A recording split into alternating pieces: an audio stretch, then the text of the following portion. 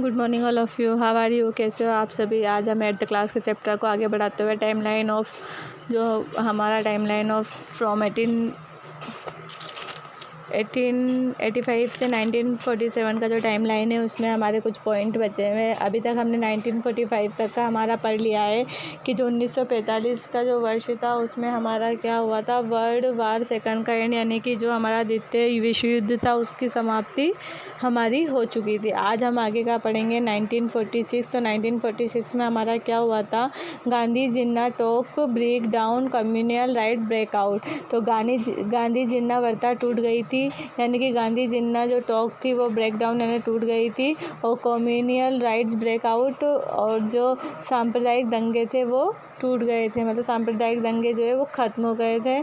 उसके बाद है हमारा जून 1947। तो 1947 में हमारा क्या हुआ था, the British Congress and Muslim League agree to partition and independence. जो इस वर्ष जो था हमारे ब्रिटिश कांग्रेस और मुस्लिम लीग विभाजन और स्वतंत्रता के लिए सहमत हो गए थे। मतलब कि जो हमारा ब्रिटिश कांग्रेस और मुस्लिम जो लीग था वो क्या हुआ था, उसका विभाजन हो चुका था और ये स्वतंत्र तो होने के लिए सहमत हो चुके थे। उसके बाद है हमारा अगस्त 15 1947, यानी कि 15 अगस्त 1947, independence communal riots claim 100,000 in the partition right.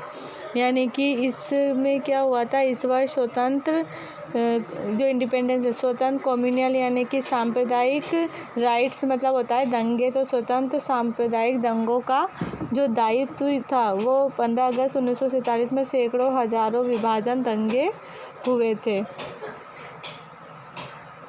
इसका विभाजन हो चुका था 15 अगस्त 1947 को, और यही जो वर्ष है, इस वक्त हमारा देश जो है अंग्रेज़ों की गुलामी से आज़ाद हुआ था। 15 अगस्त 1947 में तो हमारा देश जो है वो आज़ाद हो चुका था। Selection of date depend on the story of past, यानी कि जो सलेक्शन यानी कि जो चयन होता है, of date depend on the story of past, यानी तारीख का चयन अतीत की कहानी पर निर्भर करता है। Focusing on a particular set of event is important. तो इसमें होता क्या है, घटनाओं के एक विशेष सेट पर ध्यान केंद्रित करना महत्वपूर्ण होता है, यानी कि किसी भी घटनाओं पर हमारा ध्यान केंद्रित करना जो है एक विशेष होता है।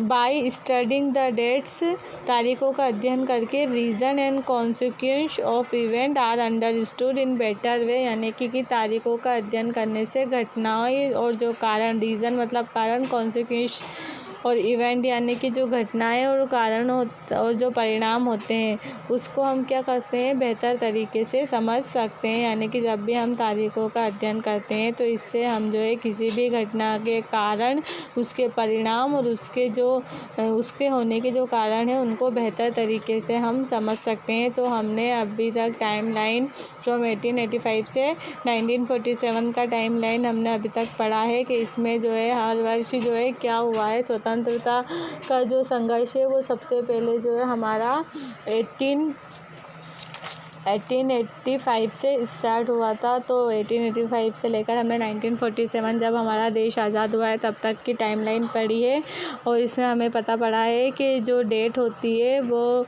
कितनी इम्पोर्टेंट होती है और उसके द्वारा जो है हम क्या क्या समझ सकते हैं।